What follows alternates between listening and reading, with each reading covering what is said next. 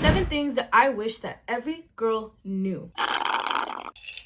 Hi, what's up YouTube? Welcome to my channel. My name is Melinda and I want to talk about 7 things that I wish that every girl knew, especially going into your early 20s, or even if you already are in your 20 somethings. These are just some things that I think are truly so important to reflect upon, to consider, and just to think about. And I've noticed that there are still a lot of people who aren't taking the time to consider these things. And if you're wondering what my credentials are, I'm 22.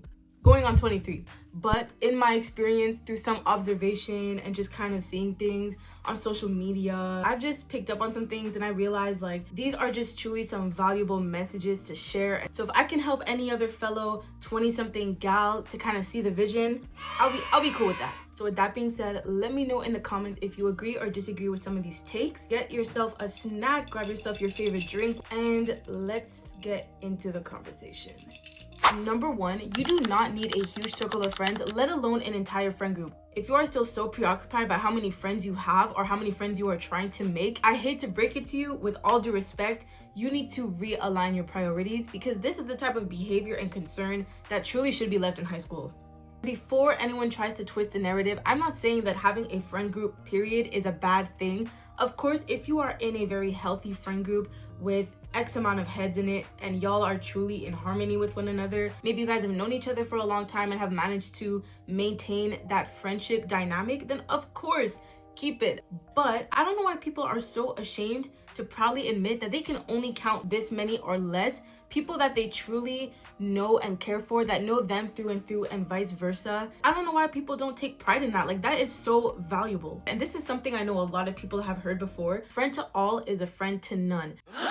And there are so many different ways to interpret that, but for me personally, the way I see it is that somebody who's friends with literally anyone and everyone is only really engaged in surface level friendships that truly have no meaning. These types of surface level friendships is what I see as easy come, easy go, meaning that if one little thing just changes in the dynamic, that whole friendship is gone, thrown out the door like it never even happened. Both parties will forget about each other, and that would just kind of be a phase that just occurred for like a small period of time. I'm not even kidding. Not only is it surface level, but what comes after that is really just the fact that they're there for entertainment purposes. These friendships are not the ones that you run to for serious problems, for serious support and trust, vice versa. Like, the relationship stays stagnant right here and does not reach the depths that a real friendship and bond and sisterhood would typically reach. Irregardless, if that is something that you are looking for and that is all you want, then by all means. But if you are looking for more meaningful friendships, especially as you walk through life and get older and mature, it's important to have real people on your side.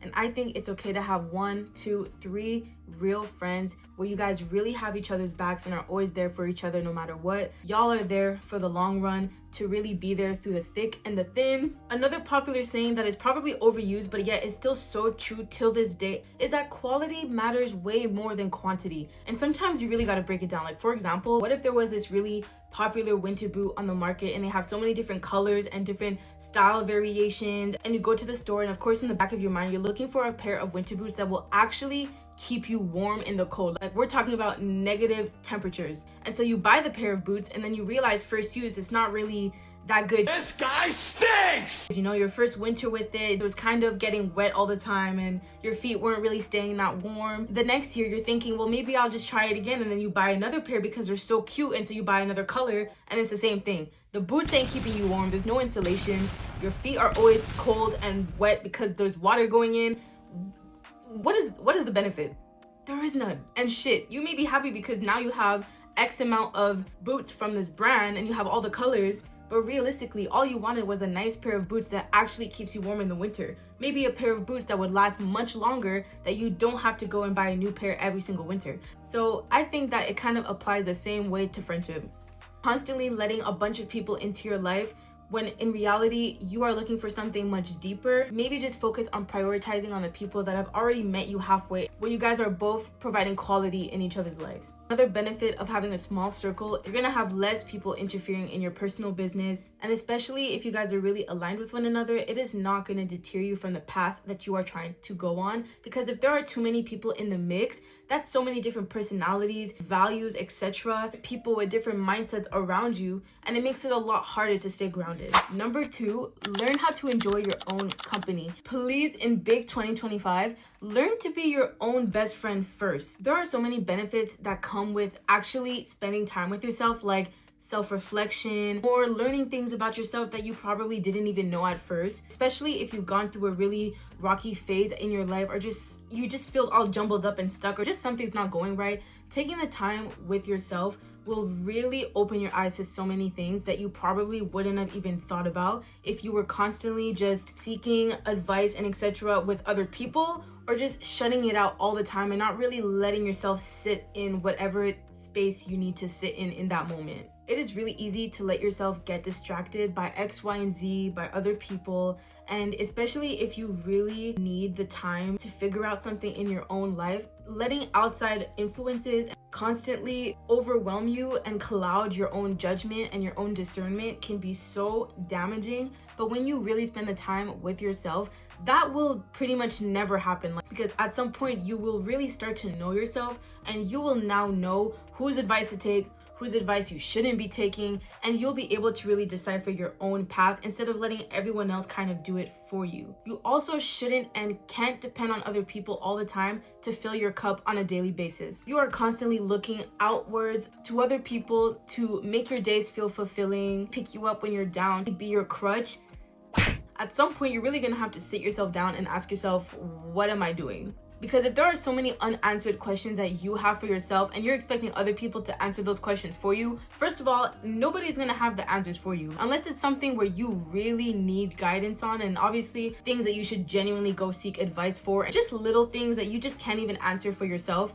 That is a problem. Be able to answer those questions for yourself first. Once you kind of have your own mind made up, it's okay to go and seek advice and etc. elsewhere, kind of get a second point of view. You don't even realize just how many times you are letting everyone else kind of make decisions for you or make choices for you instead of making them for yourself. And besides all that internal self-reflecting stuff, it should be more normalized doing things that are unconventional to do alone. I wish that I took myself out more to go to a cafe I really want to go see. Like, if you were to go on my phone, there are so many cafes that I save, so many little places that I want to go to. I could drive, I have a car I can use.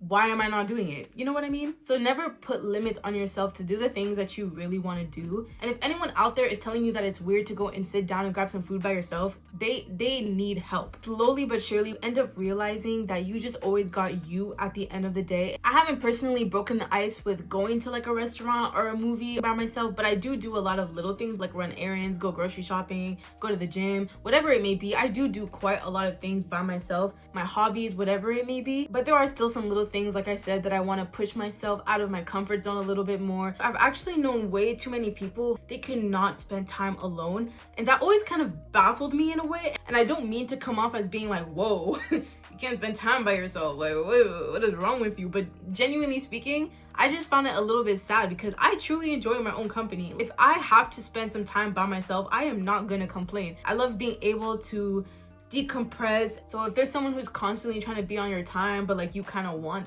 to be on your own time, like speak up, let them know. And if they think it's weird, then they're just missing out, to be honest. Basically, going off of number 2, number 3 is find your hobbies and invest in them. Alone time does not need to equal boring. I don't know who is convincing themselves that alone time is boring, because again, there are so many ways to not make it boring. If you're just sitting rotting in bed scrolling through social media all day, of course it's going to be boring. Like, you're not getting no sunlight, and of course you're going to be equating alone time with such a negative feeling, because that's all you're allowing yourself to experience. Having hobbies is just so important, because these are the little things that really make you you, that make you unique, that make you different. Having your own little set of like skills and things that you like to do that maybe not a lot of people around you do, I just think that's so sick. Like, imagine you're somebody who likes to knit. Like, there's so many girls out there that be knitting, or what's it called, crocheting, like the crochet. I'm sure you guys understand what I'm talking about. A lot of people do so many cool things behind the scenes, and I just love to see it. Like, imagine just making something in your own spare time and just being like, yep, this is what I just be doing. Like, this is the skill I have. This is what I do. I literally think that's so awesome. And even better, if it is something that you can even profit off of, like, go ahead and do it. Obviously, that shouldn't be your main concern when finding a hobby. It is not about what type of income you can make from it. Hobbies are really just there to allow you to learn new things and to express yourself in different ways. Hobbies can really be anything. It doesn't necessarily have to be a skill or a talent that you have. You may not even necessarily have a specific skill or talent, but if you just try something and are a little bit more open-minded, you can discover that you're actually good at something that you never thought you'd be good at. Find something so interesting and fun and appealing. I literally want to go and do pottery. I don't know what it is, but for so long I just wanted to go do pottery. And do I know if I'm going to be good at it? Hell no. It just looks like so much fun. So if you've seen something that you want to take the time and try out, that could become a hobby for you. Whenever you just want a change in your daily routine, that is what hobbies come in handy for. For example, some of the hobbies that I enjoy are as simple as reading. I love to read. It could literally be anything. You just have to find something that really speaks to you. Just watch how you find new ways to let the time fly by rather than sitting in your bed rotting. As they have said to us growing up, it really is that damn phone. I hate to admit that the adults were right this entire time. Okay, number 4 is a little bit off track and irrelevant to what I've already kind of been talking about, and like the self-empowerment. Wait, but this one just needs to be said, and I don't even care at this point because it's actually gotten out of hand. A lot of you guys are cooked. With that being said, number 4 is stop seeking relationship advice from social media. If the first thing that came to your mind was TikTok, right now I love TikTok, but I actually cannot believe what I'm seeing on my For You page sometimes. The think pieces that people come up with and just these mindsets that people have are actually mind-boggling. People are romanticizing toxicity. Guys, if you've ever watched the movie Waves, I just watched it recently. Disclaimer, but it's basically about domestic violence, and people are out here making edits romanticizing the relationship, talking about, I wish that was me. Like, I want this relationship. I want a relationship like theirs. and they fully watched the movie. If you watched the movie, you would know how Crazy that is. Guys, what are we doing? What are we doing? Men like toxic, sprinkle, sprinkle. Men like toxic women. They get bored of the nice women and they go look for the toxic women. I don't know why everyone and their moms wants a toxic relationship where you guys are constantly bickering, biting each other's heads off, dealing with things you shouldn't deal with, no trust, no loyalty, literally elementary and high school type of relationships where it's just dramatic 24/7 and nobody really knows what the hell is going on. Men will deny this, but they're lying when they say they want peace. They love selfish, independent, unbothered women that are difficult and stress them out. Women that are too nice and predictable don't give them enough to worry about. Please take a lot of these things with a grain of salt. Do not actively engage in these types of ways of behaving when seeking a relationship or being in one, because a lot of y'all are actually blocking your blessings because of it. And half the time, a lot of people who make some of these think pieces that are so outlandish and wild are actually just miserable people themselves who have never experienced a healthy relationship and have no idea what they're talking about because they're so bitter and butthurt over whatever situation that they were in that they don't want to see other people thriving and happy. Break up. You've been with that person since middle school. You've been with that person since high school. Y'all been together since Moses parted the Red Sea. My God, break the fuck up. Baby, be a hoe. Pop it. Go be a hoe. What? And what I mean by you guys are missing out on your own blessings, so many people have actually been in good situations and are letting social media absolutely cloud their judgment into believing things that they probably never even believed at first, and now they're just getting rid of people left and right, or their standards are so unbelievably high that it's damn near impossible to find anyone, and then they wonder, Am I the problem? I'm not the problem. Am I? you are the problem. But I'm sure you guys kind of get the idea and the picture because we've all been seeing it. It's just been circulating around for so long now, and it's just unbelievable. Like, for example, one thing that I absolutely hate to see is people saying that healthy relationships are boring. I cheated a lot of times, so you know. I'm glad you admitted that. So you're a cheater. I never cheated. Why? What are the circumstances that make you feel like I'm about to cheat? When I feel like he gets bored. Boring to who? Boring to who? I digress. If you want to deal with an endless headache and heartbreak over and over again, who am I to stop you? I'm just saying, for all my 20-somethings out there, for my young ones, just be careful. Stay true to yourself. Don't let all these false narratives conflict you and yours. All right, number 5, do not stay where you are not elevating, regardless of whatever situation, whatever friendship, relationship you are in. If you are not elevating in those circumstances, exit scene left or right. One of them. If you have been in this stagnant period, you know for a fact your environment is dragging you down. You know you have the means to make a slight change, whatever it may be. Obviously, I'm not telling y'all to move across the country, because with what money? Like, let's be real. There's no way I could just pack up my bags and move God knows where. Like, that's literally not gonna happen. But there was a job I used to work at that I absolutely dreaded. It would just drop my mood down every single day, and I had just gone through so many different phases of my life and different experiences in that window of working there, and I'm talking like years. Like, I had been there for I think 4 years, and in that period of time so many ups and downs have happened in my personal life, and I was like, I just can't be in this space anymore, because it was just leaving me in that headspace where I did not want to be anymore. And I felt like in order to start seeing change, I needed to just change one small thing. Quitting and leaving that job was the thing for me that I needed to do to kind of get this chain reaction to start. As so many people have said before, your entourage really does affect you as much as your environment affects you. So this kind of goes into my earlier points too, but if you're surrounding yourself with people who really just drag you down, drain your social battery, make you question your own self, your own values, and you're kind of just looking around like, what am I doing here? If you feel like the black sheep, like you truly feel out of place,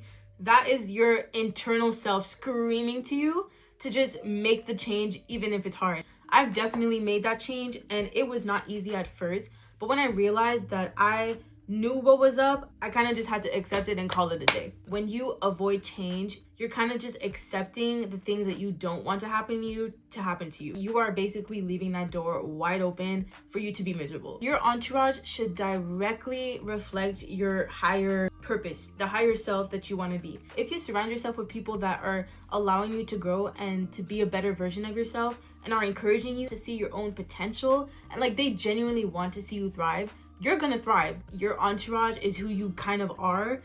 It is so true. If you are chasing after someone who has a friend group and they all cheat, do you really think that person is not a cheater themselves? Or wouldn't consider it, especially if all their friends have no problem with it, most of the time that person is going to resemble their direct entourage. But if you are someone who is trying to elevate yourself and you surround yourself with people who constantly work on themselves, push themselves, and genuinely want to reach success, you are most likely going to follow in their footsteps and be just like them. If you are very strong-minded and you know yourself, it's very easy to not get so impacted by the people that you hang around, but you may not even realize it at first. It unconsciously will affect you, and it's only until you remove yourself from that situation that that small way becomes so apparent and so obvious that you're kind of just like, what was I doing this whole time? Being around people that have similar ambitions and goals in life, it will just do you wonders. I'm telling you right now. Number 6, and this one is actually so crucial, and I wish more people actively practice this. Everyone doesn't need to know your business and your private life. Please, let's practice being mysterious in 2025. I don't know what it is. A lot of people see it as an aesthetic, but what about actually doing it?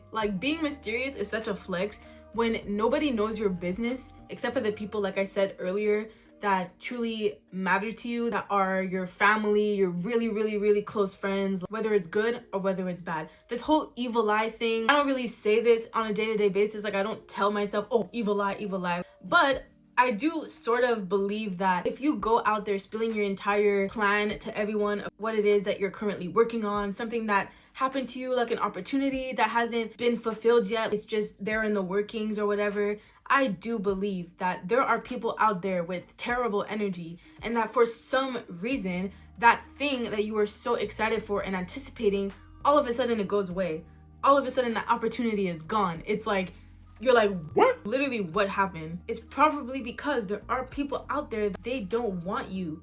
to have these things. Whether you like it or not, I know we tend to be open books, but even with little details about like your relationship or whatever you have going on, just try not to tell the whole world about X, Y, and Z situation. Practicing the art of not oversharing is chef's kiss. If you've ever felt that feeling of like immediate regret, because I definitely have, realistically, I think it's even more of a flex to privately work on the things that you want for yourself, whether it's a project you're working on, or again, those opportunities that have come your way. Just wait until those things have happened and are in motion. It is set in stone, it's set in place. You can even talk about it in the past tense. Then you can go about your day and talk about it to whomever you may feel, because now you have the evidence, you have the proof, you actually experienced it, you did what you had to do. And I think that is even better than just kind of being all talk and just talking about all these things that haven't even yet happened, because what is the point in that? Just be more wary and more attentive to who you are sharing certain things with. I don't know why we see on social media so many people literally spilling the beans about their entire life to the internet. Now all of a sudden they have thousands of people who know way too much about you. And I always thought that was kind of funny. Although it's entertaining to watch, like I'm not gonna sit here and lie. Sometimes I'll definitely be tuned into these random story times, but there are some things that just shouldn't be on the internet. There are some stories that I feel bad that people are sharing willingly, like with no second thought about it. And finally, we have made it to big 7, which is to stop being a people pleaser. I will never forget when I came to realize that a little part of me was low-key trying to people please. And that is when I realized that something needed to change. I needed to not be so fixated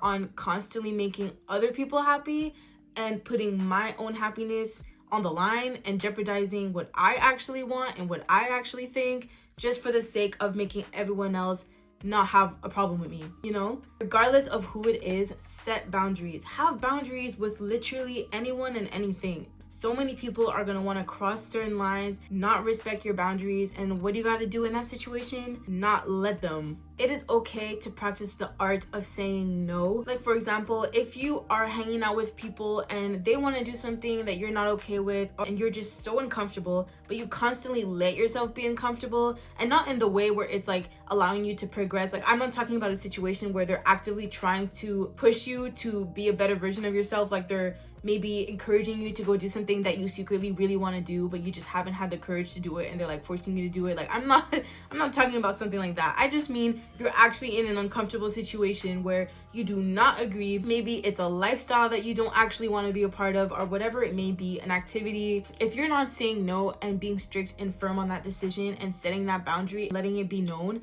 how do you expect people to really know you, first of all, and 2, to respect you? At the end of the day, you'll end up realizing who the real people around you are, because if they really care for you, they'll respect your boundaries and they'll not have any problem with it. I think I mentioned it somewhere in this video, but being the black sheep is actually okay at times. It's okay to sort of stand out if you have a certain boundary or whatever that maybe everyone around you currently does not have. But if it makes you happy and if it allows you to stay true to yourself at the end of the day, because that's what matters the most, there really shouldn't be an issue with it at all. And you'll be better off for it, and you'll thank yourself later every single day for making those tough decisions when it's needed. Because the worst thing about being a people pleaser is that you're basically losing yourself in everyone else's expectations of you. What about your own expectations? If you're constantly doing X, Y, and Z for other people, but when it comes to yourself and your expectations, you're not even meeting them at all. Just with this topic alone, I could get into so many other points, but I'm just gonna leave it there for now. And with that being said, I hope that whoever's watching this, you guys enjoyed this video. Whoever stuck around and tuned in till the end, thank you so much, because this is my first official video on here, and I did not mention it in the beginning, but I figured I'd slide it in now. So definitely subscribe if you want to see more, comment, like, do all that good stuff, and I will catch y'all in the next one. Peace.